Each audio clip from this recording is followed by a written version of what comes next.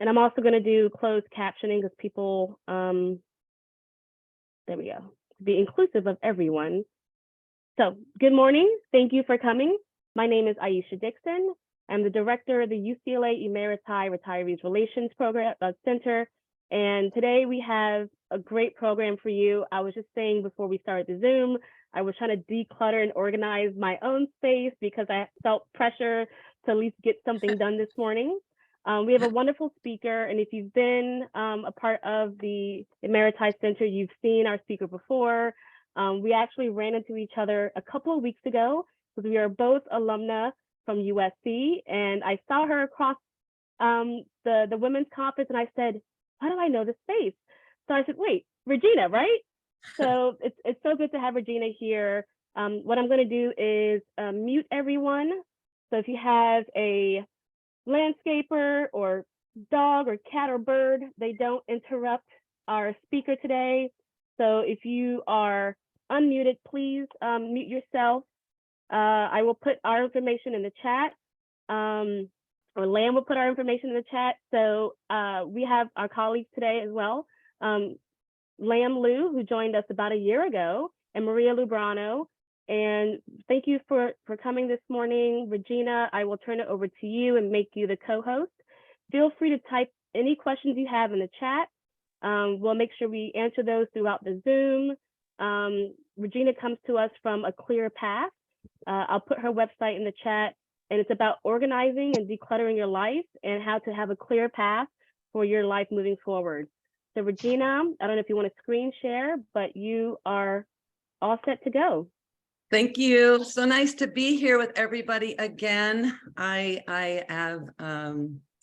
have enjoyed my relationship with this organization. I was an employee of UCLA for 7 years in the 2000s, and I was laid off from my job at UCLA Extension in July of 2008. But just before I was laid off, I had gone to Jerusalem, and I had spent a few weeks with a good friend of mine in Jerusalem.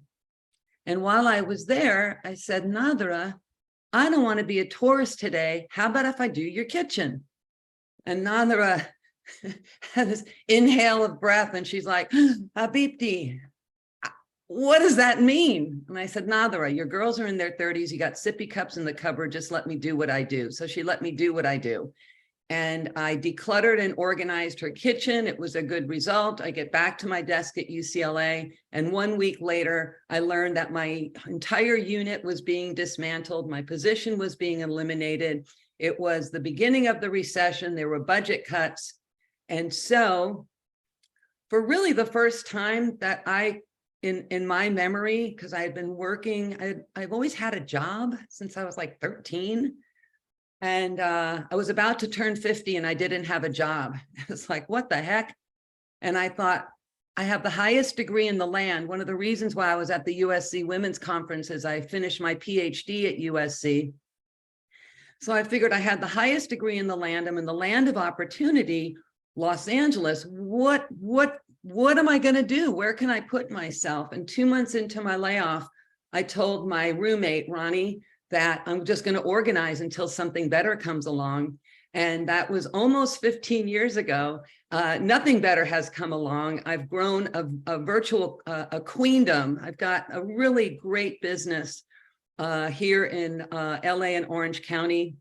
I employ 13 people, and we are tasked with helping people declutter and organize. And my team goes into homes, and we meet clients' goals, and we make places more habitable, more livable, user-friendly. We work with a lot of older adults. I'm an accredited senior move management company. I'm also an author, a speaker. I just published my 3rd book.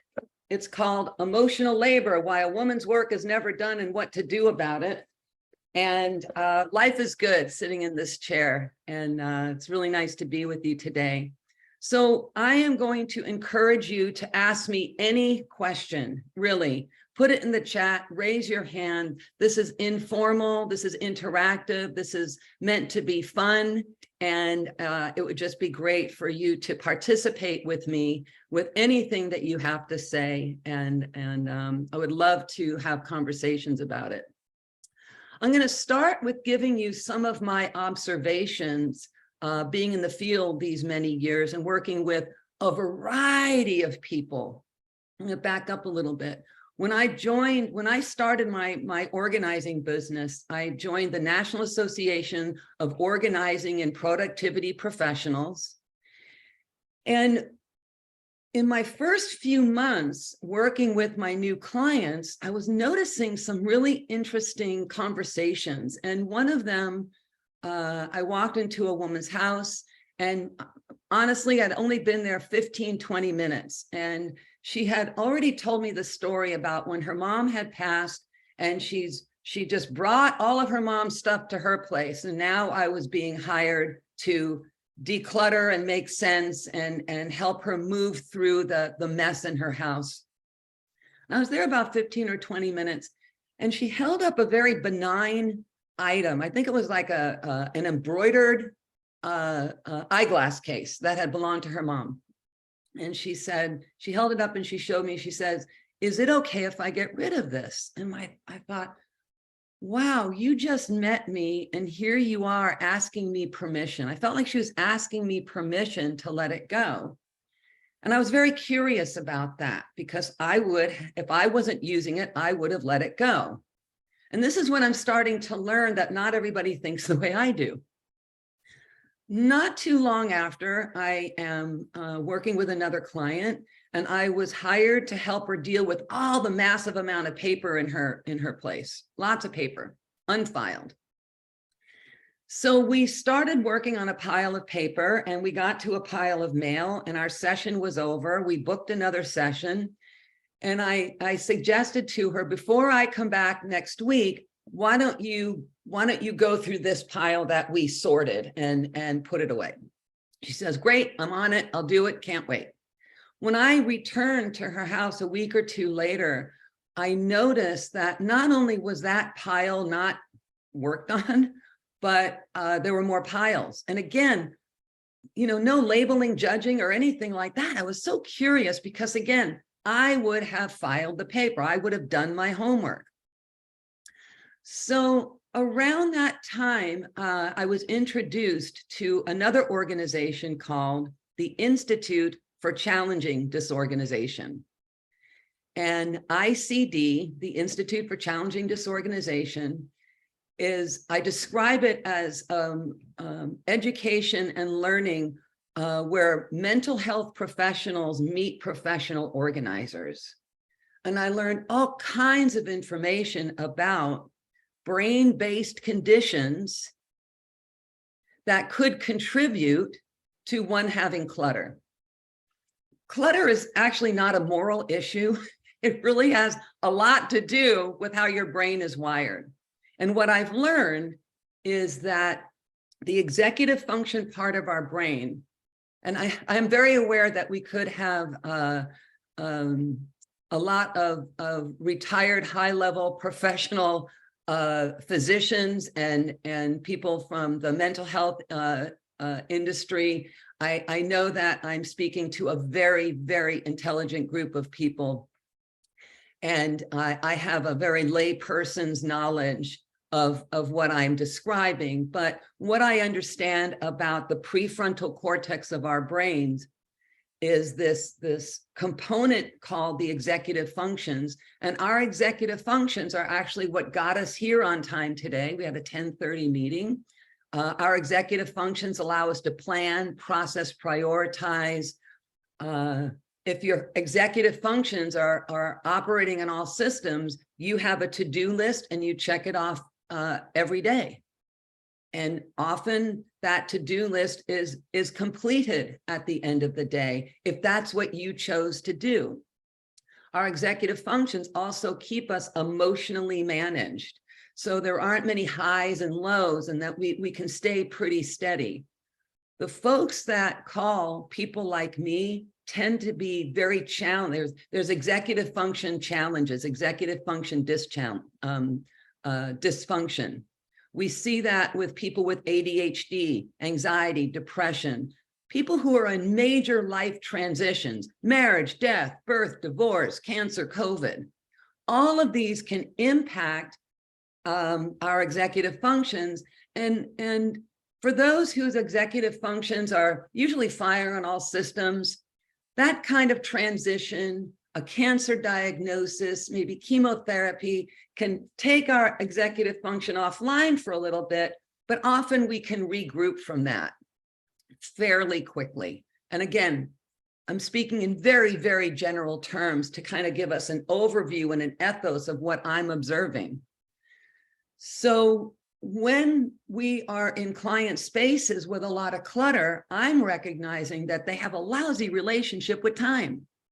There is no time. They have no time. They run out of time. Time always gets away from them. They're always late. They're never on time. There's a component of time that comes out of their mouth to help them understand and kind of, I don't think we're trying to rationalize, but how people understand why they're not able to activate on a project like filing, culling the bookcase, whatever declutter and organize project somebody has in mind for themselves. If they've got executive function challenges, it's going to be very difficult. I look at, here we are in West Los Angeles, and just along Pico Boulevard, there are two giant public storage places, one at Sepulveda and Pico and one at Barrington and Pico. They're huge. There's a couple of hundred storage units in each of those facilities right down the street from each other, and another one on Olympic, all within a half-a-mile radius. I look at public storage as the land of emotional dysfunction, as a land of emotional mismanagement, because what we see put into storage are items that people think they may need someday, or items that they have a hard time letting go because of how it came into their life. So, and I see this not only in public storage units, I see this in individual homes. So from what I can garner is this: when we're holding on to things that we think we may need someday, and if I was standing before all of you today, let's take me, I want to remove the spotlight. I can't stand the spotlight anyway. I would love, does anybody here have a, can you identify something that you're holding on to that you think you may need someday, and you're sure about that? Anybody? Show of hands, put it in the chat. Suzette, what you got? What don't I have? All the stuff from my mom, all the stuff from my kids, elementary school. They're 50 years old now. Okay. Okay. Do I need to go on? Okay. Okay. Kids' school papers. Who else? Aisha, I saw your hand go up. I was just putting in the chat, I have these old soccer cleats from college because my daughter's into soccer now. So I said, oh yeah, I'm gonna put them on and go play with her, but I'm not. You know, it's I love the stories, letters, cards from parents and friends. I love the stories and the reasons why we hold on to things. This is a non-scientific observation.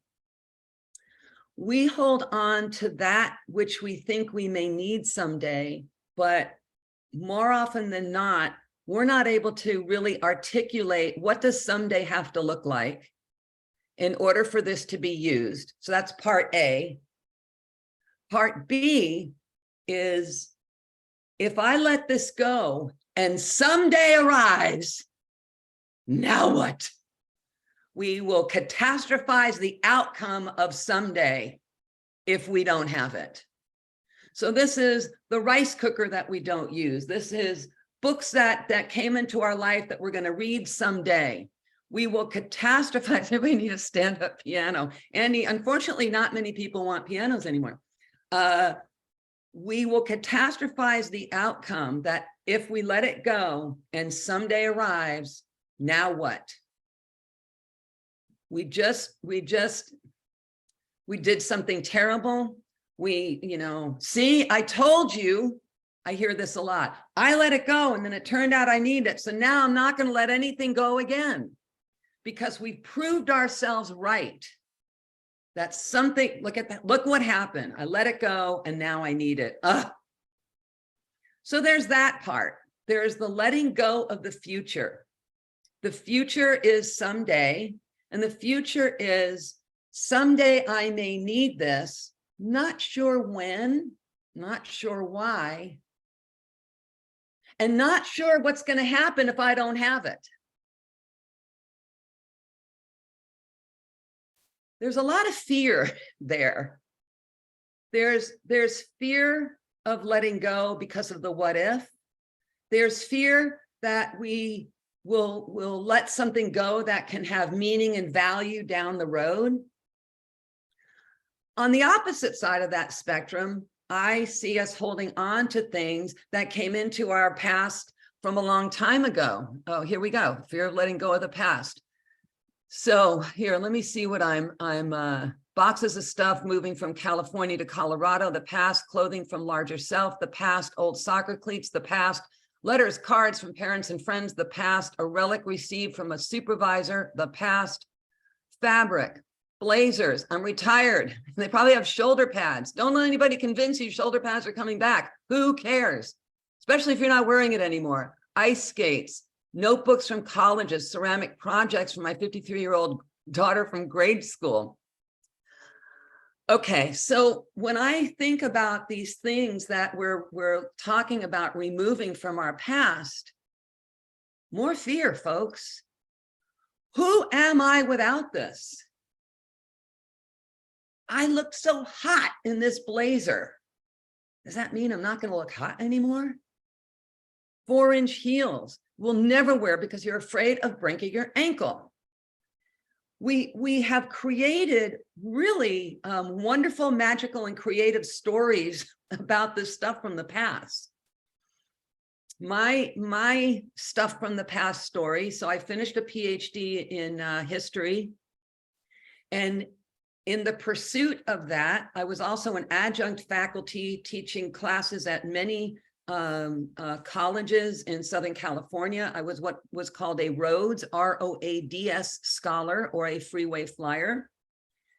And I had, in the pursuit of teaching and writing my dissertation, I had acquired 5 floor-to-ceiling bookcases that were filled with books in pursuit of these 2 parts of my professional life. And yes, the books were alphabetized by genre. And yes, I was attempting to read every one. And there's 2 things I know about Regina unequivocally. One, I do not like to be inconvenienced. Truly. I will do everything I can to meet my needs so I am never inconvenienced. And 2, I know I will personally never pay for external storage. So those are 2 known things about Regina. So I have these 5 floor-to-ceiling bookcases, and a funny thing happened along the way. One is that I had completed my dissertation and I was moving from adjunct faculty teaching to being an administrative, to working as an administrator. So the books actually had their purpose in my life, and the purpose had now been satisfied, and I didn't really need them anymore. But check this out. I finished the PhD. I'm not teaching. Did the books lessen in importance? No, they only gained in importance because I had a whole new set of values that I placed on them. And the values were, well, you walk into my home office, you're going to see a smart person lives here. You're going to say, oh my gosh, look at all those books. Did you read them all? I mean, I had such a heart for what you thought about me in relationship to these books. So their value grew. Their value came in to dissertate and to teach. Those two tasks, check, check. Books probably could have found a new home by then, did they? No. So I've got the books. I'm living in a house. One of the bedrooms in the house was my office with my library. And then there came a time for me to move. And I was moving from a house to a 1-bedroom, 1-bath apartment. And the two things I know about Regina, I don't like being inconvenienced. So if I brought all those books to my new place, I would have been really inconvenienced. It just would have been too much for a 1-bedroom apartment. Also, I wasn't willing to consider breaking my rule and putting them into storage. And I also considered that actually books were written to be read. Let's go give them their due. So after much contemplation, I decided to put an ad on Craigslist, and a smart young grad student from Cal State Long Beach studying my fields of study. So I was doing US history and women's history. She was in my fields of study. I filled her car till the tires were flat. The sound of her leaving my driveway, scraping along the bottom. I was excited about waving this promising young new scholar off with the best library she could have possibly acquired in such a short period of time. I relieved myself of the burden of books, and I still have 5 of those books because those were very personal and dear to me. Have I opened them and picked them up since then? Oh, hell no. But I like that they're on my bookcase. But now my bookcase, so the top shelf of my bookcase are books written by friends of mine. The next shelf of my bookcase are a couple of extra copies of all my books, and then books I am currently using for current research projects. So it's a small bookcase, nothing's double stacked. And I have gotten into a habit of moving the books in and out of my life. It's become much more fluid for me to have books and then not have books. And I tell you this story because I really get the holding on, and I really get the meaning and value that we have given to these items. But what I want to suggest here is that you were not born to apply this meaning and value. This is something that your brain chose to do. And what I'm going to suggest here is that you can revalue these things. You can place a different kind of value on it that may help you make it easier to let it go. I'm not suggesting letting everything go. I'm suggesting having a different kind of mindset about need versus want versus value versus desire. Because when I see people holding on to things that they think they may need someday, the future, kind of afraid of letting go of the future because what if someday comes and I don't have it? Now what? And the meaning and value we have on the things like the relic from from a former supervisor. We are the ones who put a value on that, and therefore we've assigned the value, and that's the value. We don't shift it away. We have it, we almost force the artifact to retain the value of college notes, of kids, our adult children's arts and crafts projects. You placed a value on it when it came into your life, and it was lovely and fun, but sometimes those macaroni houses just are going to crumble and become dust. I'm a big encourager of revaluing the stuff that we're holding on to that actually no longer even serves a purpose. We look at it and we say, why am I still holding on to that? If we look at something and it continues to uplift and elevate our heart, great. If we look at something and it's like, oh, geez, What's wrong with me that I can't let it go? Maybe it's time to start revaluing those items. Because I don't like being inconvenienced, and because I won't put anything I won't pay for storage, I'm very judicious and mean about everything that comes through my front door. Nothing gets to come through my front door unless it's going to uplift and elevate me intellectually or aesthetically. And if it's aesthetic, I have to have a place for it to live. Or it's shampoo and milk. It's like stuff that I need for every day. So it only gets to live with me if it's going to bring me up intellectually, if it's going to bring me up aesthetically. I mean, you can't see I'm home, but I have fun things. Like if you can see up above my right shoulder, I've got the series of flags, and they're beautiful peace flags in 9 different languages. I love these flags. I saw these flags for the first time when I was walking onto a campsite in Michigan for the Michigan Women's Music Festival, and my sister had draped them across a couple of bushes to note that this is my campsite. And I will have these flags. I know I will have these flags with me for the rest of my life because they have that much meaning and value to me, and they have current cachet. They have current meaning and value. And those are principles that I've created so that I am not in a cluster of clutter. I don't think there's any rules to decluttering and organizing. I think I look at it more from the principles. So for me, one of the principles is I won't pay for public storage. For me, another principle is if it's going to come through my front door, it has to serve me. Another principle is if I walk around and I see something that I'm no longer using, I always have a little bucket by my front door that's for recycling and for donating. I don't want to have it around me. My space is a premium. Because when I see holding on to the future and I see holding on to a past that no longer serves, I'm observing that the fear of letting go of the future and the fear of letting go of the past puts us in a cluster of clutter in the present.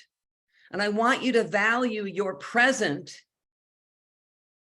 more than your value that you're putting on the future that may or may not ever serve you again, or the past. A lot of decluttering, I think 90% of it is shifting the mindset. What else did I want to say about that? I'm looking at some chats. Sid is cherishing souvenirs from all the late husband don't have. I love that. If everything is precious and it uplifts and elevates you, Sid, and you're able to access it and see it, again, it's not get rid of everything. It's let go of the stuff that no longer serves you. I used to collect miniature spoons. I had once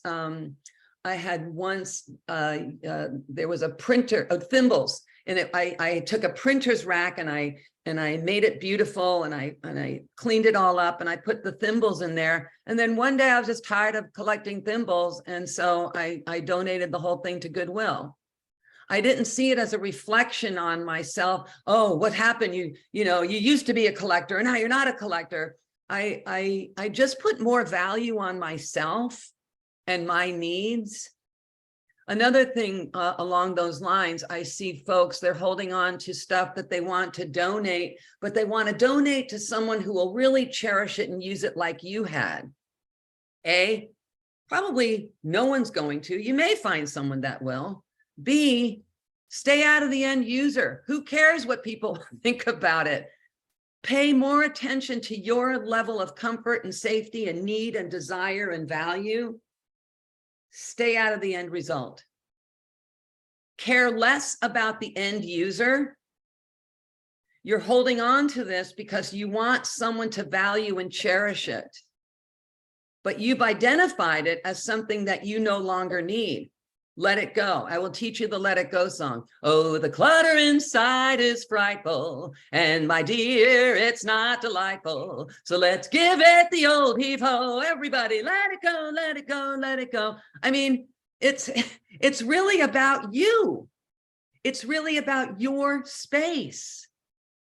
If you have a lot of things that you would like family members to come and take a look at, send out the email, give them the date by which they want to, you want them to get it the heck out of your house. And what's left, box it up, bring it to Goodwill or to, I don't know, is the UCLA donation center still open over on, Inez, did you say, UCLA had a really nice donation spot in West They Illinois. have a thrift shop, Thrift store, yeah. Massachusetts and Sawtell, and Yes. they will pick up Nice. if you've got anything big. Otherwise, they have drop off from Tuesday through Saturday from 10 o'clock on. Awesome. Great information. Let's see. Salvation Army also. So the Salvation Army in there a lot of places, but the one that is taking now a donation is the one on Olympic.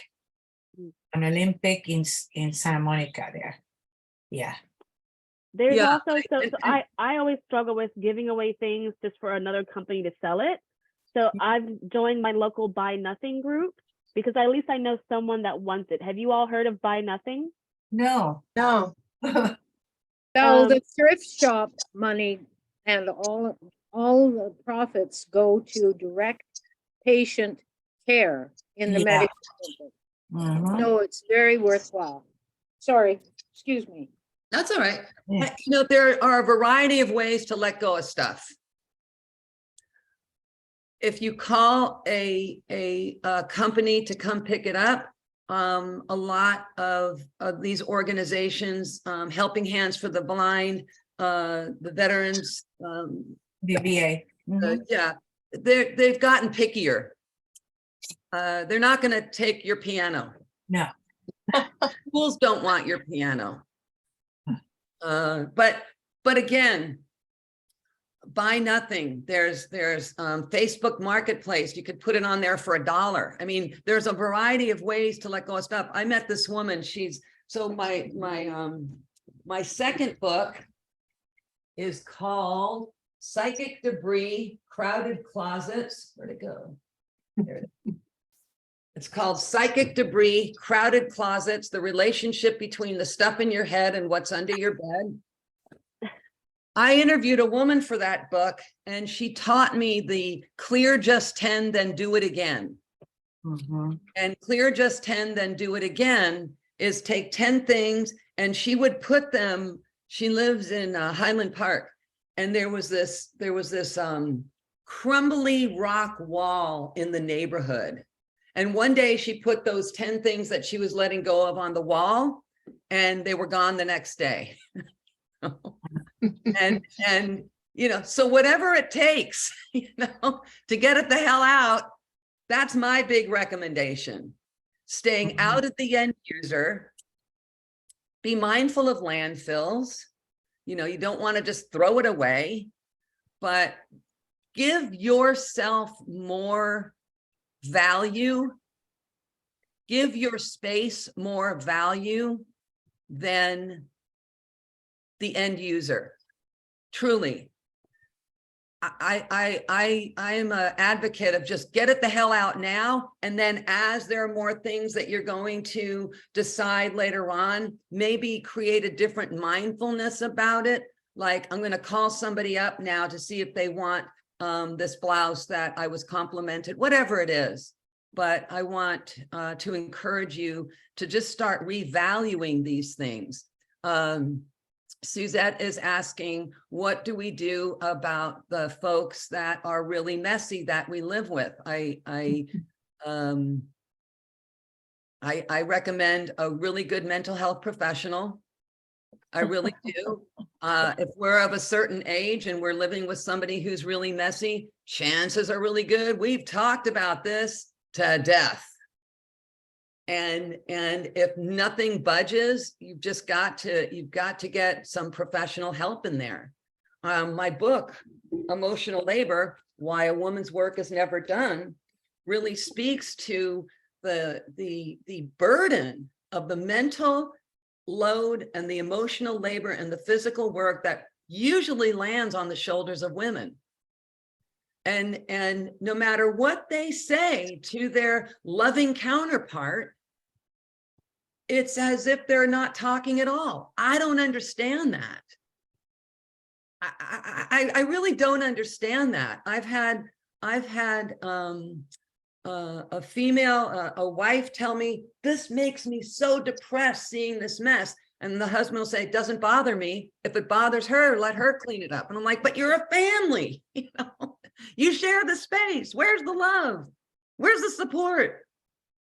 So when it comes to the stuff in the home, and when two people are on opposite sides of the spectrum on how to deal with it, you either agree to get in a good professional organizer and have that person come in and kick some butt, or you start with availing yourself to good professional help to create a different kind of conversation around the stuff. Does that help? I know it's hard. It's hard. I'm very solo in my life. So I don't even have a goldfish that I have to take care of. Handling paperwork. Sandy wants to know about paperwork. So what I've learned is that we don't really need to keep a lot of paper. And so one way to handle anything coming in new, and we'll talk about the backlog, and I'll talk about the backlog in a minute, but whatever is coming in that's new, again, be judicious and brutal. Why is it coming in? What do you need it for? Is this something that you're likely to retrieve again? I read this really crazy statistic that the average filing cabinet, you know, those big metal ugly things, the average filing cabinet drawer can hold up to 3,000 pieces of paper. It's unbelievable. And I walk into homes where there are 5 file cabinets, 4 to 5 drawers each, filled. And it's all it's the ephemera from the past. It's everything. So we've got to have some clarity about what we actually need to keep and where we actually need to keep it.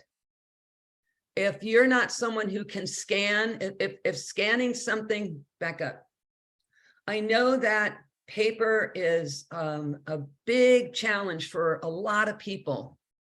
And oftentimes it's out because if it's not out, we won't see it, or we won't know where it is. So I really encourage you to get some clarity about what you actually need to keep. The only utility statement that I have is the one that when I signed up for the utility. I don't keep the bills. And again, I'm paperless on everything. I mean, all of my, I do auto pay for my bills, and I have paperless statements. But if you're getting statements in the mail every week, then my suggestion is see if you can stop that. But with the utility statements, the reason why I only keep the one that I signed up for my gas, for the gas company, is I want to have access to the phone number to the gas company and my account number. Because if I didn't pay my gas bill, I wouldn't have gas. I don't really need to see proof that I paid it. I wouldn't have it. And again, if I'm paying online or I'm doing paperless things, then I have trust that when I go online to look at the document, it'll be there. And while I'm thinking about it, one of the really significant, I think, components of decluttering, of the letting go. And my colleagues in Declutter land don't talk about this. I've never heard them. Trust. Trust that you are making a good decision. Trust that you can't make a bad decision. Trust that if you let go of a piece of paper, it's likely not going to be a birth certificate. It's likely not going to be the original Social Security card. It's likely not going to be it's not going to be your mortgage, your mortgage papers. It's likely not going to be something that's going to make or break you. And goddess forbid, if it is, you're likely not going to die as a result. So I'm going to encourage you to err on the side of trusting yourself more than anything. Trusting yourself in terms of letting go is huge. It's that whole idea, if you let go of something that you think you may need someday, before you let it go, say, is there anything here that I can substitute? Will my neighbor have something that I can borrow? Is it an item that is, you're also not going to let go and donate something that's $250,000, $200, $100, you know, it's like, you're likely donating things that don't have a high price tag either. If it had a very high price tag, you might want to get a broker in to look at it and see if that you could get a return on that purchase. If it's something that you think has high value but no longer serves you, look on eBay to see what people are listing it for, not necessarily selling it.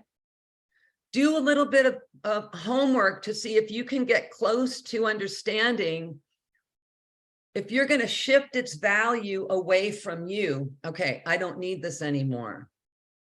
But you think it may have value in a different kind of a marketplace, then do a little homework and check it out. I think that's a good use of your time.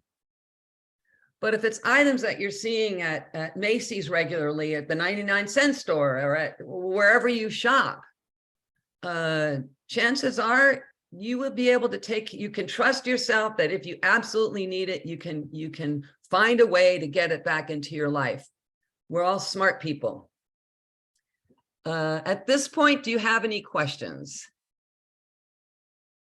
Let's see, Sid says, if I let go of bill statements, personal data, shred it, Sid, get it in a shredder. There are companies that will deliver a shred bin for $95.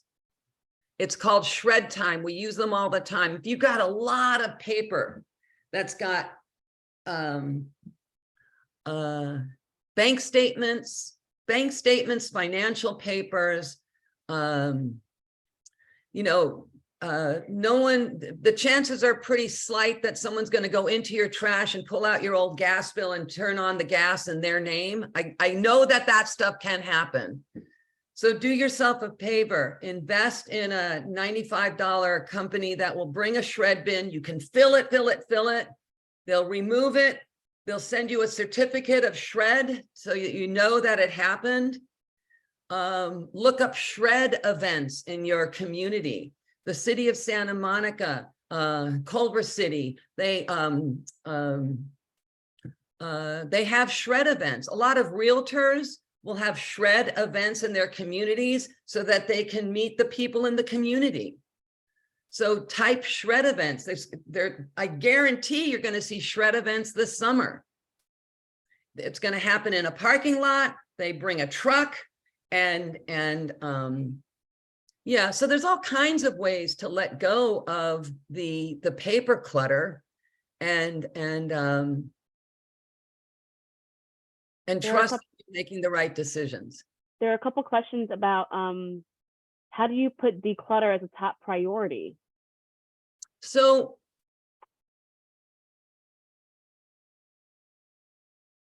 One of the reasons I've seen that people tend toward a lot of clutter, again, it has to do with executive function challenges. And one of the biggest challenges is the relationship with time and our relationship with our emotions. I'm going to focus on time here for a few minutes because that's pretty significant. People tend to have clutter because they have a lousy relationship with time and they don't know how long it takes them to do anything. And Aisha, we're going to get to answering that question, because how do you prioritize? Well, we have to know how long it takes us to do stuff.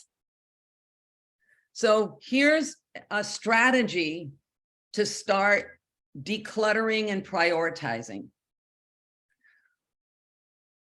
Go around your whole house and make a long list of all the areas that you want to declutter. I don't care where you're talking about. If you have junk drawers in the kitchen, first of all, if it's junk, why are you putting it in a drawer? Second of all, if you have 5 junk drawers, put junk drawer 1, junk drawer 2. Just don't put junk drawers.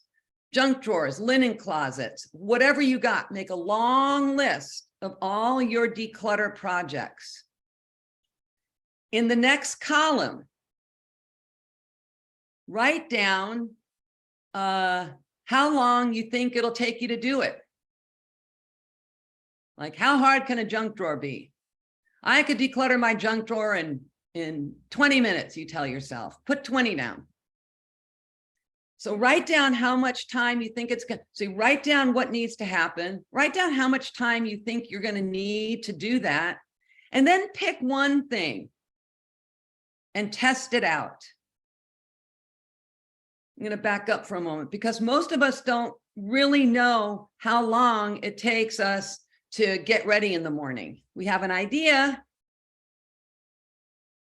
Time yourself. Are you really in? I timed myself. I used to say it takes me 10 minutes to be in the shower. It actually takes me 3 minutes in the shower, but 7 minutes to get my hair combed out and put on some deodorant. So I'm in and out of the bathroom in 10 minutes. 3 to 4 of those minutes are the shower part. But I wanted to test it and time it and see. You got a list of declutter projects, then a time value associated with it, and then take one thing. And I like starting with the junk drawer because usually there's not a whole lot of emotional content in the junk drawer.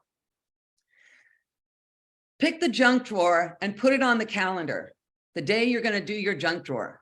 Do it this afternoon. Here's what you need to declutter your junk drawer. You need a timer because you got 20 minutes. You want an old sheet or a towel. You want a warm bowl of sudsy water, and you want a recycle bin, and you want a trash bin. For every DIY declutter project, you're going to have some materials, a recycle bin, a donation bag, whatever it is. So here we're going to have a junk drawer, and you've decided no longer will I keep junk in here. This is going to be the new utility drawer, and this is where I'm going to keep I'm going to keep a screwdriver and some hanging hooks and whatever you're going to use it for. So you're going to identify what this drawer is now going to be used for. So Friday at 2 o'clock, you decided it's time to do the junk drawer. You get in front of the junk drawer and you've got all your supplies. You've got your warm bowl of sudsy water and this whole list. And before you set the timer, you're going to have the trash and recycle bin on both sides of you. Before you set the timer, I want you to shove away from the countertop above the drawer, shove everything away and lay down the old sheet or towel. Then put the warm bowl of sudsy water on one corner of the towel. Pull the drawer out and dump it over. And then sort, sort, sort. Look at everything, boop, boop, boop. And then start tossing. Recycle, trash. You're going to go, oh my gosh, I did not know mustard packets got so hard. Wow, Band-Aid packets really crumble. Look at all these rubber bands that I can't use. And then you're going to come across keys and coins. That goes in the warm bowl of sudsy water because they're probably sticky and gross. Don't test the keys. Don't leave your workspace. Just let them soak. You've got the timer started. 20 minutes have passed and you're still not done. And that is so much good information. Because now you know you need a little bit more time. This is how you prioritize projects. By making the list of everything that has to happen and assigning a time value to what you're going to devote to each thing. There's an organizing principle. For every hour you spend in pulling stuff out and decluttering, you need an hour to get things right again. Because when you're decluttering, I don't know if you ever tried it, but you're going to make a big giant mess. And what I see happen when folks are doing their own projects, what I see happen is they're pulling stuff out of the linen closet. This feels good. I'm getting rid of these old sheets or towels and I'm going to bundle them up and take them over to the animal shelter. I feel so good about myself because I know these little puppies and kittens and animals need soft things to lay on. And all of a sudden you look at your watch and you go, oh my gosh, I've got book club. So using a timer, creating an organizing principle for every hour that I spend on this, for every 20 minutes that I spend, I need 20 minutes to write it again. It took a good bit of time to get you to this spot of clutter. Give yourself the grace of giving it a good bit of time to work on the different projects. But having a better relationship with time, with your relationship with time, oh my gosh, I really think you will increase the likelihood of success. I saw somebody do a question about medical documents, and here's what I have to say about that. If we are in the throes of a medical crisis, if we are dealing with cancer, chemotherapy, lots of doctor's appointments, medications, explanation of benefits. We've got insurance papers coming in. I do talks like this for the cancer support community in the South Bay and in West LA. And I'm a 3-binder person. I like the binder system. I like 3-inch, 3-ring binders. All the offices that you all used to work at, stop by and pick up their extra binders. They've got them. 1 binder, and it doesn't have to be in a chronological order, but it'll get them out of your way. Get a 3-hole punch and use 1 binder for explanation of benefits, anything that has to do with insurance. 1 binder for doctor's notes and lab results. And 1 binder, so 1 binder with doctor's notes and 1 binder with lab results. So it's insurance, doctor's notes, and lab results. And you don't even need a 3-hole punch. Just don't even get a binder, just get a box. Throw them in the box. You know, it doesn't have to be exact. You want to be able to get them out of your way. You believe that you're going to have to access them. And so containerize them. One of the reasons why our silverware drawer, the drawer in the kitchen that we put our knives, forks, spoons, one of the reasons why, unless it's really overflowing, why our knives and forks and spoons are usually easy accessible is because they're in a container. There's even cutouts for knives and forks and spoons. So it makes it really easy to put them in and out. So my suggestion with this kind of paper, somebody's silverware drawer has lots of what? Oh, I saw chop and I thought chocolate. Yeah. How often are we using chopsticks and twist ties? I'm just saying it's see if you can quantify. When we're doing closets, I always ask, how many pair of black pants does one woman need? For me, it's 9. That's what I decided. I have 2 pair of black jeans because I wear black jeans a lot. I have a couple of pair of networking slacks because I'm out networking a lot. And if one gets dirty, I want to be able to have another one. And then I have like 3 or 4 pair of lovely slacks that I'm doing something big and fun that I want to look good. But I've quantified, what does it mean to have enough? We really never ask ourselves that question. How many twist ties is enough? How many chopsticks is enough? Whenever I go, I rarely get food to go. I never have I've used DoorDash once. And if I pick up food to go, you know, my preference would be to bring my glass covered recycle container and have them fill it. They won't. But I ask them, I don't want any napkins. I don't want any chopsticks. I don't want any ketchup. I have all of that at home. Just give me the food. So I take some agency to not bring through, like, again, I said, if it comes through my front door, it's going to feed me aesthetically or intellectually or my tummy. Chopsticks coming through my front door will not feed my tummy. Yes, Aisha, what do you got? We just have a couple other questions that I can squeeze in because you're kind of on that topic about documents.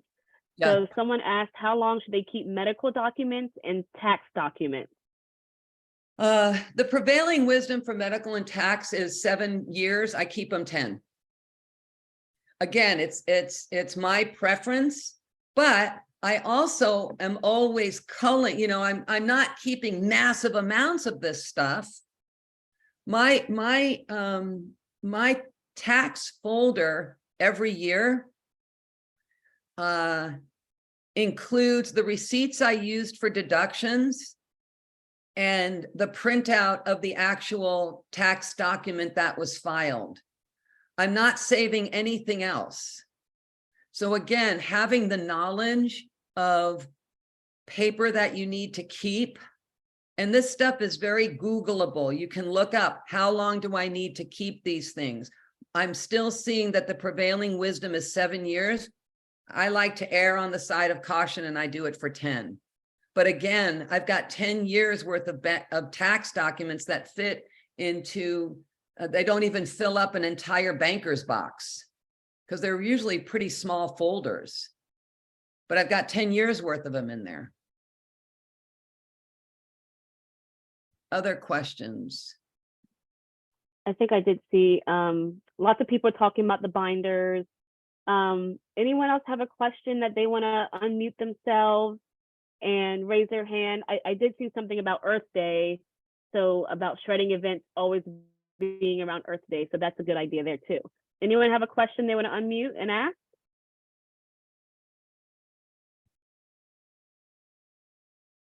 Wow, I answered all your questions. I'm amazing. Margaret has a, go ahead, Margaret.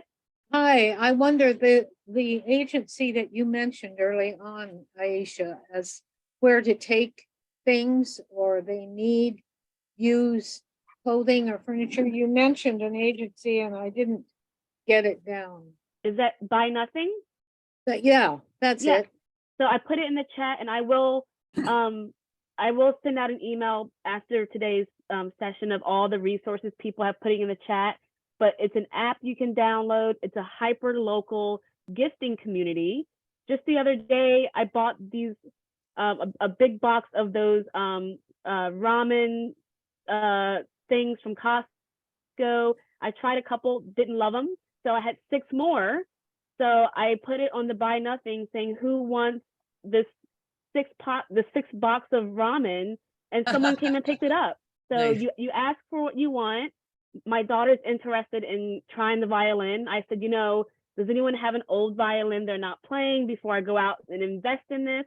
And someone had a really old violin, broken strings, but it's cheaper for me to try to see about fixing the strings because they had an old violin from years ago versus buying a new one. So it's BUY Nothing.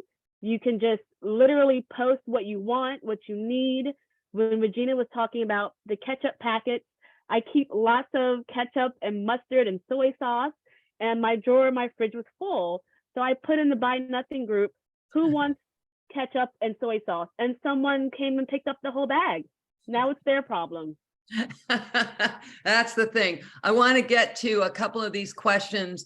About donating books. I don't put anything in the trash if I feel it's going to have another use. Truly, I don't put things in the trash that I can easily donate. So I donate books.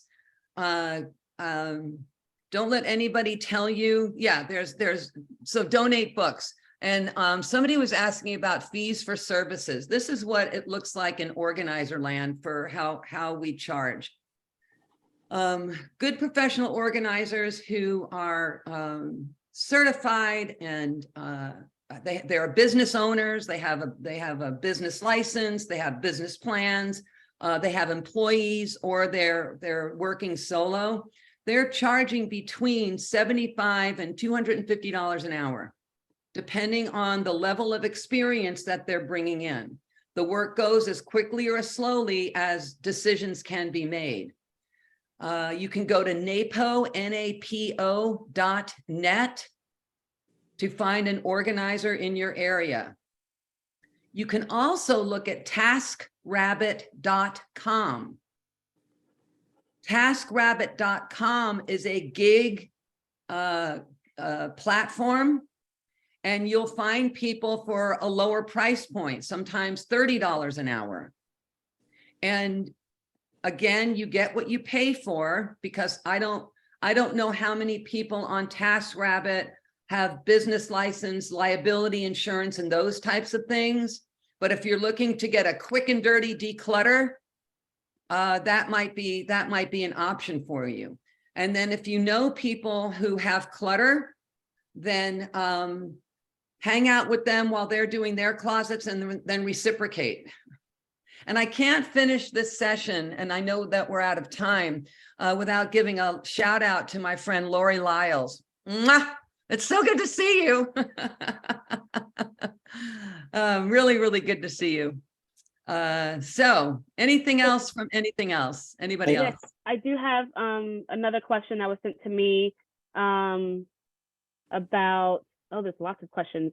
Could you touch again on the emotional items and gifts from loved ones and how you deal with that?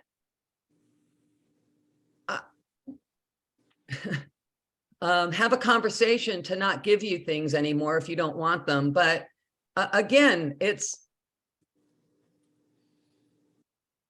you can ask them, is it okay if I pay this forward? I mean, I don't know what kind of things are coming into your life, but again, this is my space. And I want to surround myself with the things that I really want. I had to finally tell my mom, stop giving me gifts, because they were usually inappropriate for me. Like I got a garlic braid once. I don't cook. What the hell do you do with this? So now my mom gives me Trader Joe's gift cards. Makes me very happy. That is the perfect gift for Regina, because I trust that I can take care of myself and get what I need. I trust that I can take care of my needs. People ask, what do you want? I say, donate. I sit on the board of OPICA. OPICA is this marvelous organization in West Los Angeles for, it's a daycare program for adults with dementia and Alzheimer's disease. So I just recently had somebody want to give me a set of headphones. And I said, really, I would rather you return this and donate it to OPICA. I'm not afraid to have that kind of conversation. So it's what I value, not what somebody is telling me to value. John, you've got the last question. You mentioned that charities have become picky. Then how do you sometimes get rid of things if they are picky and you just don't know what to do with it and you don't want to trash it? Well, you can, well, that's two things.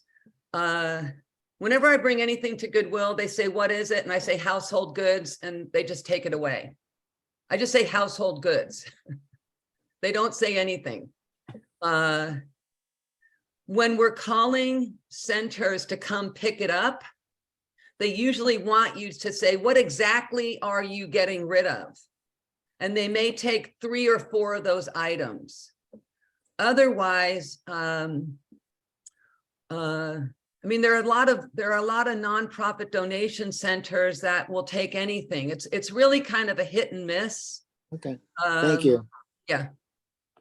So I put a few more things in the chat. We have lots of questions and great resources here that I will follow up with. Someone did mention about old books and magazines. And I will tell you, as a parent to a 7-year-old, elementary schools and daycares always they always need magazines because they're always cutting up projects for reports. So Right, check right. out your local elementary school, daycare center. Let's do maybe one more question, Sarah. Yeah, I know of some people that will take used clothing, including things like socks, which no place will accept as a donation that have been used, socks, underwear, and of course, pillows, things like that. But I know there are some groups that go out to areas where there are homeless communities and offer them to people. And you don't have the same restrictions when you're giving them directly to other people who are in need. Right. That's a good point. And just to touch on that, I do some volunteering at the LA Mission on Skid Row, and they get so many donations of people who take the airplane pretzels because they make these hygiene kits and they make these snack kits. Yeah, They get that's so many great. donations of those mini pretzels because you walk off the plane having 7 of them. And what are you going to eat the mini pretzels? If not, check your local homeless community and see what they need and what you can donate is there as well. Perfect. All right. Any Great, other great tips. final questions? Oh, that's a good point. John mentioned about he puts things in front of his house. I've done that before too. I have an old table. I put stuff out there. They took the things and the table. So depending on what they're going to take, you know, you can put things in front of your house and put a free sign on it. Yeah, and you can, and if it's not picked up in a day or two, get it back in the house. I call that urban blight. It's like I've seen blocks with people putting stuff out on the curb but you know, whatever means possible, whatever you can do. This has been great. Thank you so much, Regina. Maybe we can also do something in the future to bring up another topic. I know people are really been so excited to have this topic, and there's great resource in there. Again, once I get the recording to our YouTube channel, I will send out an email. If you registered for today's program, then I have your email and you will get the resources that people are talking about, veterans associations, local libraries, great suggestions. I'll take all the things from the chat and send it out in a follow-up email later today. Regina, thank you. My Trojan sister, I really appreciate you doing this workshop with us. Any other final comments? Just thank you very much. This was very informative and I very much appreciate it. And Regina, I know you from the ADHD. Okay. All right. See everybody. You gotta go. Thanks, All right. Regina. Thank you. See you. Bye.